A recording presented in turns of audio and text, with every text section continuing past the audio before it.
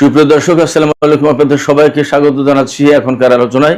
আপনাদের সঙ্গে আছি আমি সিরাজুল ইসলাম। দর্শক, খুবই গুরুত্বপূর্ণ অন্তত দুটি খবর আছে। একটি খবর হচ্ছে, গতকাল সিরিয়ায় তুরস্কের অবস্থানে ইসরায়েল হামলা চালানোর পর তুরস্ক অনেকটা চুপ হয়ে গিয়েছিল বলে আমরা ভাবছিলাম, কিন্তু এখনকার খবর হচ্ছে তুরস্ক পরিকল্পনা করছে তারা S-400 ক্ষেপণাস্ত্র প্রতিরক্ষা ব্যবস্থা দিয়ে ইসরায়েলের যুদ্ধ বিমানে আঘাত করবে। ইসরায়েল সুস্পষ্ট করে বলেছে, যাই হোক তাই হোক, সিরিয়ায় তুরস্কের কোনো বিমান উপস্থিতি অর্থাৎ সিরিয়ায় তুর্কি বিমান বাহিনীর উপস্থিতি কোনোভাবেই মেনে নেবে না। সিরিয়ায় তুর্কি বাহিনীর উপস্থিতি মেনে নেয়া না নেয়ার কে ইসরায়েল, সে প্রশ্ন কিন্তু থেকে যাচ্ছে। আমরা সামনে এগিয়ে গেলে আরও যে গুরুত্বপূর্ণ খবর পাই সেটি হচ্ছে, ইরানের জাতীয় নিরাপত্তা এবং পররাষ্ট্রনীতি সম্পর্কিত যে সংসদীয় কমিটি, সেই কমিটির সদস্য ফাদা হোসেইন মালিকি, তাকে জিজ্ঞেস করা হয়েছে, আমেরিকা যদি ইরানের উপরে পরমাণু বোমা দিয়ে হামলা চালায় ইরান কি করবে। তার জবাবে তিনি কি বলেছেন? অত্যন্ত গুরুত্বপূর্ণ কথা তিনি বলেছেন, যেটা আমি অনেকটা গত পরশুদিনের ভিডিওতে বলেছিলাম। সুপ্রিয় দর্শক, এই দুটি বিষয়ের পাশাপাশি আরেকটি গুরুত্বপূর্ণ খবর আমি আপনাদেরকে জানাই। ইরান পরিকল্পনা করছে, আমেরিকা যদি এবার ইরানের উপর হামলা চালায় তাহলে ইরান এই যুদ্ধকে মিডল ইস্টের বাইরে, মধ্যপ্রাচ্যের বাইরে নিয়ে যাবে এবং সুনির্দিষ্ট দুটো দেশকে অন্তত টার্গেট করে রেখেছে। কারা সেই দুটো দেশ এবং মধ্যপ্রাচ্যের বাইরে আসলে ইরান এই যুদ্ধকে কোথায় নিয়ে যেতে চায় এবং কেন এই প্রশ্ন আসছে। একই সাথে আর একটা গুরুত্বপূর্ণ খবর আছে, ইসরায়েল কাতারকে তার স্বার্থের চরম বিরোধী একটি দেশ হিসেবে বিবেচনা করছে, যার কারণে কাতারকে এখন থেকে আর প্রতিরক্ষা সরঞ্জাম রপ্তানি করবে না, দেবে না। দর্শক, এতক্ষণ যে বিষয়গুলো আমি আপনাদের সামনে শিরোনাম আকারে তুলে ধরলাম, এই বিষয়গুলো নিয়ে এখন আমি বিস্তারিত আলোচনা করতে যাচ্ছি। আশা করছি আপনাদেরকে শেষ পর্যন্ত সঙ্গে পাবো। আর যদি ভিডিও ভালো লাগে তাহলে বরাবরের মতোই আমার আবেদন, লাইক কমেন্ট শেয়ার করবেন এবং চ্যানেলটি সাবস্ক্রাইব করে সাথেই থাকবেন। দর্শক, চলুন আমরা বিস্তারিত আলোচনা করি। প্রথম যে আলোচনাটি সেটি হচ্ছে, গতকাল সিরিয়ায় তুর্কি অবস্থানে ইসরায়েল বিমান হামলা চালিয়েছে। এক দফা নয়, দুই দফা নয়, 8 দফা, 8 বার হামলা চালিয়েছে। সিরিয়ার একটি নষ্ট হয়ে যাওয়া বিমান ঘাঁটি পুনর্নির্মাণ করছিল এবং ঘাঁটিটির সবচেয়ে গুরুত্ব এখানে, এই বিমান ঘাঁটিটি তুরস্কের সীমান্ত থেকে মাত্র 70 কিলোমিটার দূরে। অর্থাৎ গতকাল ইসরায়েল যেখানে হামলা চালিয়েছে বলা যায় যে একেবারে তুরস্কের সীমান্তবর্তী অঞ্চলে, আর একটু সামনে গেলেই তুরস্ক। তার মানে তুরস্কের একেবারে নাকের ডগায় ইসরায়েল বিমান হামলা চালিয়েছে। সবচেয়ে বড় কথা, যেখানে হামলা চালিয়েছে সেটা হচ্ছে তুরস্কের অবস্থান, বিকজ ওই বিমানবন্দর বা ওই বিমান ঘাঁটির সমস্ত নির্মাণ কাজ তুরস্ক করছিল। এখন গতকালের এই হামলার পর তুরস্ক একদম চুপ, ঝিম মেরেছে, বলা যায় কোনো কথা নেই। কোথাও কোথাও খবর বেরিয়েছে যে তুরস্ক অস্বীকার করছে যে না, ইসরায়েল এই হামলা চালায়নি। এখন খুঁজতে খুঁজতে খবর পেলাম, তুরস্ক এমন বিষয় বিবেচনা করছে যে ইসরায়েল আরেকবার হামলা চালালে তুরস্ক তার S-400 ক্ষেপণাস্ত্র প্রতিরক্ষা ব্যবস্থা করবে ইসরায়েলি বিমানের বিরুদ্ধে। S-400 কোথায় পেল তুরস্ক?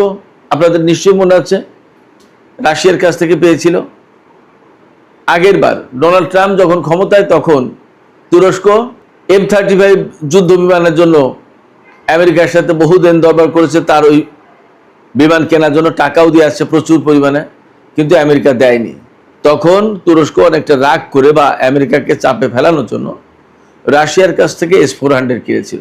রাশিয়ার কাছ থেকে S-400 ক্ষেপণাস্ত্র প্রতিরক্ষা ব্যবস্থা কেনার পর আমেরিকার সাথে তুরস্কের সম্পর্ক কিন্তু আরো খারাপ হয়েছিল। সময়ের পরিক্রমে সেটা আস্তে আস্তে আস্তে আস্তে কিছুটা ঠিক হয়েছে। সবচেয়ে বড় কথা, তুরস্ক তো নেটো জোটের একটা গুরুত্বপূর্ণ সদস্য। আমেরিকার পরেই নেটো জোটে তুরস্কের সবচেয়ে বেশি সেনা। এখন S-400 বিক্রি করে দিতে বলে আমেরিকা। মার্কিন প্রেসিডেন্ট ট্রাম্প বলেছেন তুরস্কের প্রেসিডেন্ট রজব তাইয়িপ এরদোগানকে যে আপনারা যদি F-35 যুদ্ধ বিমান নিতে চান তাহলে S-400 বিক্রি করে দিতে হবে অথবা রাশিয়াকে ফেরত দিতে হবে। আমি নিশ্চিত এটা প্রেসিডেন্ট ডোনাল্ড ট্রাম্পের একটা কৌশলী বক্তব্য। যখনই S-400 তুরস্ক বিক্রি করে দেবে বা রাশিয়ার কাছে ফেরত দেবে, তখনই আমেরিকা নানান অজুহাতে তুরস্ককে ওই যুদ্ধ বিমান দেবে না এবং তখন একুল ওকুল দুই কুলি যাবে তুরস্কে। যাই হোক, এই S-400 ক্ষেপণাস্ত্র প্রতিরক্ষা ব্যবস্থা বলা হয় বিশ্বের যে কোনো স্টেলথ যুদ্ধ বিমানের জন্য ঘাতক, মারাত্মক। এটাকে একেবারে প্রাণঘাতী অস্ত্র বলা হয় যুদ্ধ বিমানের জন্য। বলা হয় যে বিশ্বে এমন কোনো যুদ্ধ বিমান নেই যা S-400 এর রাডার সিস্টেমকে এড়িয়ে যেতে পারে। যদি তাই হয় তাহলে ইসরায়েলের কোনো বিমান S-400 ফাঁকি দিতে পারবে না। আর S-400কে যদি ফাঁকি দেওয়া সম্ভব না হয় তাহলে সিরিয়াতে ইসরায়েল হামলা চালাতে গেলে তুরস্ক সেই বিমানগুলো শুট ডাউন করতে পারে S-400 ব্যবহার করে। এখন S-400 আর কখন ব্যবহার করবে, কবে ব্যবহার করবে, কিভাবে ব্যবহার করবে, এই প্রশ্ন কিন্তু আসছে। এর জবাব হচ্ছে ইসরায়েল নিজেই বলেছে যে তারা কোনো মতেই সিরিয়াতে তুরস্কের অবস্থান মেনে নেবে না, বিশেষ করে বিমান বাহিনী। এমনকি সেটা যদি তুর্কি বাহিনী না হয়ে সিরিয়ারও কোনো বিমান বাহিনী হয় তাও মেনে নেবে না। ইসরায়েলের প্রধানমন্ত্রী বেনিয়ামিন নেতানিয়াহু একদম সুস্পষ্ট করে বলেছে যে তাদের হাতে MiG-29 থাকুক আর তুরস্কের হাতে F-16 থাকুক, যাই থাকুক না কেন, সিরিয়ায় তুরস্কের যে কোনো অবস্থানের বিরুদ্ধে হামলা চালানো হবে এবং সিরিয়ার কোনো বিমান বাহিনীকে ইসরায়েল মেনে নেবে না। কেন মেনে নেবে না? ইসরায়েল বলছে যে মেনে নেব না এই কারণে, সিরিয়ার যখনই বিমান বাহিনী থাকবে বা সিরিয়াতে তুরস্কের বিমান বাহিনীর অবস্থান থাকবে, তখন ইসরায়েল মনে করে সিরিয়ার বিমান বাহিনী যদি গড়ে ওঠে তাহলে সিরিয়ার আকাশে ইসরায়েল কোনো মতেই ফ্রিলি তার বিমান চালাতে পারবে না। আর তুরস্ক যদি সেখানে বিমান বাহিনী মোতায়েন করে তাহলে একই সমস্যা তার। অতএব সিরিয়ার আকাশ বিমান মুক্ত করার জন্য ইসরায়েল সিরিয়ার বিমান বাহিনীর উপরে অথবা তুরস্কের অবস্থানে বা তুরস্কের বিমান বাহিনীর উপর হামলা চালাবে, তাতে যাই ঘটুক। ব্যাপারটা এরকম। অর্থাৎ সিরিয়া যতই স্বাধীন সার্বভৌম দেশ হোক তাতে ইসরায়েলের কিছু আসে যায় না। ইসরায়েলের জন্য তার আকাশ মুক্ত থাকতে হবে, এটা হলো ইসরায়েলের কথা। এখন এই জায়গায় তুরস্ক কি করবে, সিরিয়া কি করবে, তাদের ব্যাপার তারা বুঝুক। বাট ইসরায়েলের প্রত্যাশা হচ্ছে এই, যদিও ইসরায়েলের যে প্রত্যাশা এটা কোনো স্বাভাবিক রাষ্ট্রের কথা হতে পারে না। একটা স্বাধীন সার্বভৌম দেশের উপরে আর একটা দেশ বা আর একটা শক্তি এইভাবে ইচ্ছামতো বিমান চালাবে, যা খুশি তাই করবে, এটা হতে পারে না। এটা কোনো সভ্য রাষ্ট্রের কোনো সভ্য ব্যক্তির বক্তব্য হতে পারে না। বাট ইসরায়েল তাই করছে, তাই বলছে। এখন ইসরায়েলের বিরুদ্ধে কি করবে সেটা তুরস্ক বুঝুক, সেটা সিরিয়া বুঝুক বা তার বন্ধুরা বুঝুক। এখানে একটা প্রশ্ন হচ্ছে, সিরিয়ার আকাশটা কেন এরকম একদম মুক্ত থাকতে হবে ইসরায়েলের বিমানের জন্য, যাতে কোনো বাধা না আসে? কেন? তার প্রথম এবং প্রধান কারণ একটাই, সেটা হচ্ছে ইরান। সৌদি আরবের ইরাকের উপর দিয়ে এসে ইরানে হামলা চালানো কঠিন একটা কাজ। সেই কাজটা করতে গেলে ঝামেলা আছে, তার চেয়ে সিরিয়ার উপর দিয়ে যদি ইরাকের ওই পাশ দিয়ে যেতে পারে তাহলে ইরানের উপরে সহজেই হামলা চালানো যায়। এবং ইসরায়েল অনেকটা গোয়ারতুমি করে, যা খুশি তাই করে, সে কারোর আকাশ সীমা মানে না, লঙ্ঘন করে। ফ্যাক্ট হচ্ছে আরব অঞ্চলে বা মধ্যপ্রাচ্যে বেশিরভাগ দেশেরই ইসরায়েলকে মোকাবেলা করার মতো সাহসও নেই, শক্তিও নেই, যার কারণে তারা চুপ থাকে। এবং সাহস করে ইরান দাঁড়িয়ে গেছে এবং এখন পরিস্থিতি যা হওয়ার তাই হচ্ছে, আমরা তো দেখতেই পাচ্ছি। সিরিয়ার গতকালের ঘটনা নিয়ে যা এখন পর্যন্ত হচ্ছে তাতে মোটামুটি বোঝা যাচ্ছে যে ইসরায়েল এবং তুরস্কের মধ্যে বেশ একটা জটিলতা তৈরি হয়েছে বা হচ্ছে, এবং এই নিয়ে সম্ভবত আরো কিছু হবে। দেখা যাক আসলে বাস্তবতা কোথায় যায়। এদিকে আমি আর একটা গুরুত্বপূর্ণ খবরের কথা বলেছিলাম আপনাদেরকে। ইরানের জাতীয় নিরাপত্তা এবং পররাষ্ট্রনীতি সম্পর্কিত সংসদীয় কমিটির একজন সদস্য ফাদা হোসেন মালেকি, তিনি খবর অনলাইন নামে একটা পত্রিকা, তাকে দেওয়া সাক্ষাৎকারে বেশ গুরুত্বপূর্ণ কিছু কথা বলেছেন। ওই অনলাইনের সাংবাদিক ফাদা হোসেনের কাছে জিজ্ঞেস করেছিলেন যে আমেরিকা যদি ইরানের বিরুদ্ধে পরমাণু অস্ত্র ব্যবহার করে তাহলে ইরান কি করবে। জবাবে ফাদা হোসেন মালিকি বলেছেন, আমেরিকা এমন সিদ্ধান্ত নিলে আমরাও আমেরিকার বিরুদ্ধে প্রতিক্রিয়া জানাবো। তিনি বলেছেন, তারা যে ধরনের অস্ত্র দিয়ে হামলা করবে আমাদের প্রতিক্রিয়াও সে ধরনের হবে। তখন সাংবাদিক আরেকবার জিজ্ঞেস করেছেন, তাহলে কি আপনারা আমেরিকার বিরুদ্ধে পরমাণু অস্ত্র ব্যবহার করবেন? তখন ফাদা হোসেন মালিকি বলেছেন যে আমেরিকা যে ধরনের অস্ত্র ব্যবহার করবে ইরানের প্রতিক্রিয়াও তার সঙ্গে সামঞ্জস্যপূর্ণ হবে। এখন আপনারা এর থেকে যা বুঝে নিতে পারেন। আপনারা যদি মনে করেন যে ইরান পরমাণু অস্ত্র ব্যবহার করবে, আপনারা মনে করতেই পারেন। আপনারা যদি মনে করেন যে না, পরমাণু অস্ত্র ব্যবহার করবে না, হয়তো এমন অস্ত্র ব্যবহার করবে যেটা পরমাণুর সমান, হাইড্রোজেন বোমা, তাহলে তা ভাবতে পারেন। বা আমি যে প্রায় মাঝে মাঝে বলি যে ইরানের কাছে এমন ক্ষেপণাস্ত্র ব্যবস্থা আছে যে ক্ষেপণাস্ত্র মারলে একটা শহরের সমস্ত ইলেকট্রনিক ডিভাইস 1 থেকে 1.5-2 মিনিটের ভেতরে নষ্ট হয়ে যাবে। তো একটা শহরের ইলেকট্রনিক ডিভাইস যদি নষ্ট হয়ে যায় তাহলে তো সেই শহরে একদম মুহূর্তের ভিতরে পঙ্গু হয়ে যাবে। তাহলে তো তার আর কিছু করা থাকে না, তার বিরুদ্ধে আর যুদ্ধের প্রয়োজন আছে।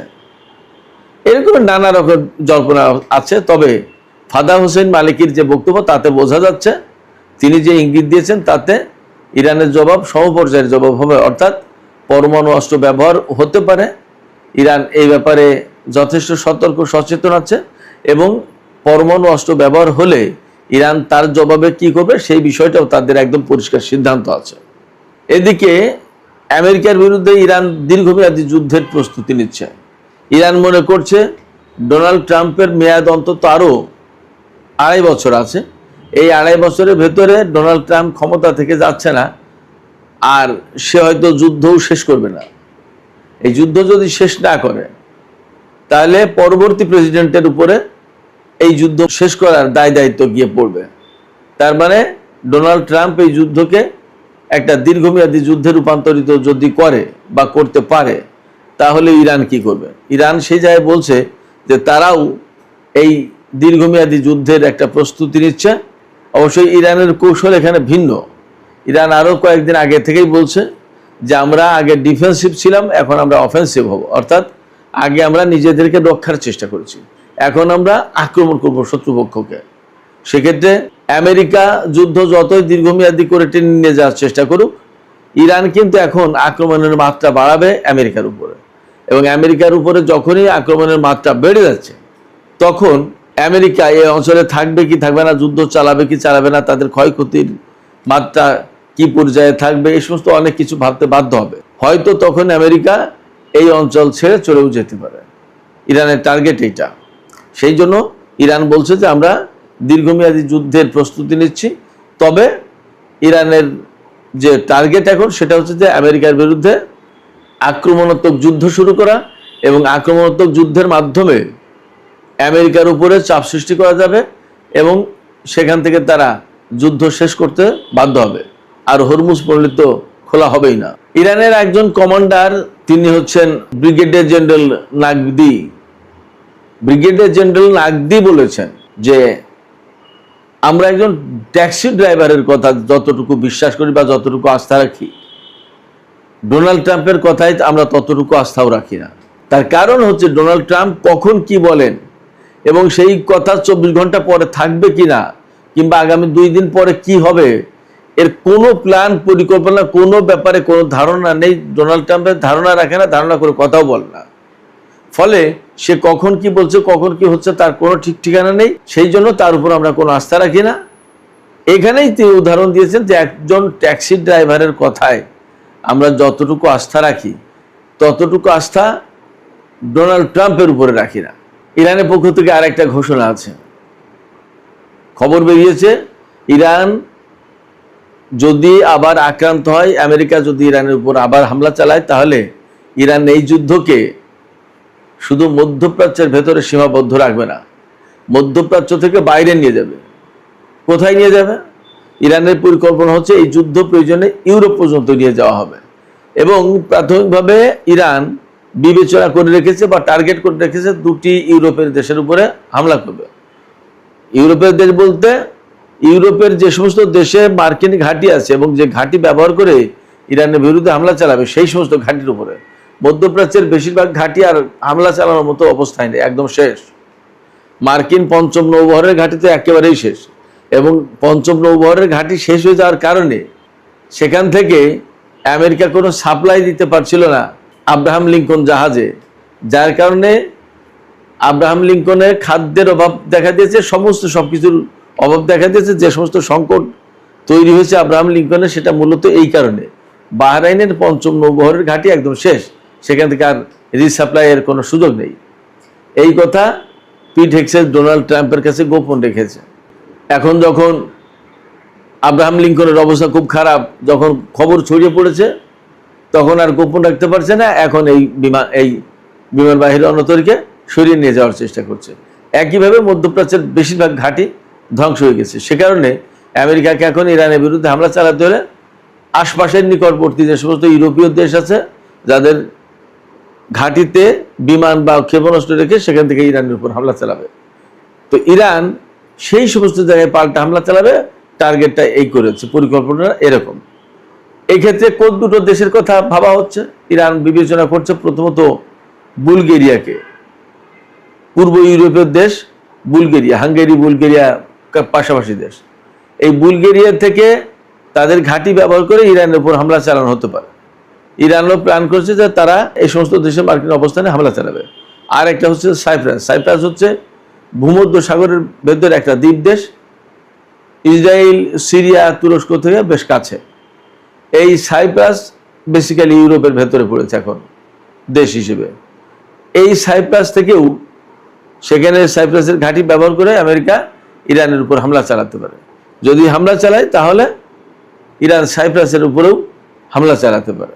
এদিকে ইসরায়েল ঘোষণা করেছে, তারা আগে কাতারকে যেভাবে বন্ধু দেশ মনে করতো, এখন আর সেভাবে মনে করছে না, বরং তারা মনে করছে যে কাতার ইসরায়েলি স্বার্থের বিরুদ্ধে কাজ করছে, এবং এই কারণে ইসরায়েল কাতারের কাছে আর প্রতিরক্ষা সরঞ্জাম বিক্রি করবে না। এটা একটা নতুন ডেভেলপমেন্ট। তার মানে আমি ব্যক্তিগতভাবে এতদিন কাতারকে মনে করতাম যে সেই ইরানের খুব ঘনিষ্ঠ এবং ফিলিস্তিনিদের পক্ষের লোক, অতএব ইসরায়েলের সাথে বুঝি তার এই ধরনের সম্পর্ক নেই। এখন দেখি যে সেই ইসরায়েলের কাছ থেকে নিজেই প্রতিরক্ষা সরঞ্জাম কিনতো। তো তাহলে কাকে বিশ্বাস করবেন আপনি? সুপ্রিয় দর্শক, আজকের আলোচনা এখানে শেষ করতে চাই। আলোচনা শেষের আগে আপনাদের কাছে আপনাদের মতামত জানতে চাই, আপনারা কি মনে করছেন?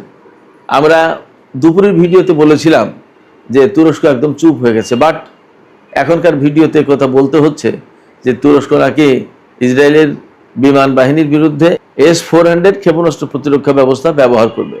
যদি তাই হয়, তাহলে ইসরায়েল এবং তুরস্কের ভেতরে কি বড় ধরনের সংঘাতের দিকে যাচ্ছে পরিস্থিতি? আপনাদের কি মনে হয়? আপনাদের মতামত জানিয়ে কমেন্টে লিখতে পারেন। আর ভিডিও ভালো লাগলে লাইক, কমেন্ট, শেয়ার করবেন এবং চ্যানেলটি সাবস্ক্রাইব করে সাথেই থাকবেন। দর্শক, এখনকার আলোচনা এখানে শেষ করছি। আপনারা সবাই অনেক অনেক ভালো থাকুন। আল্লাহ।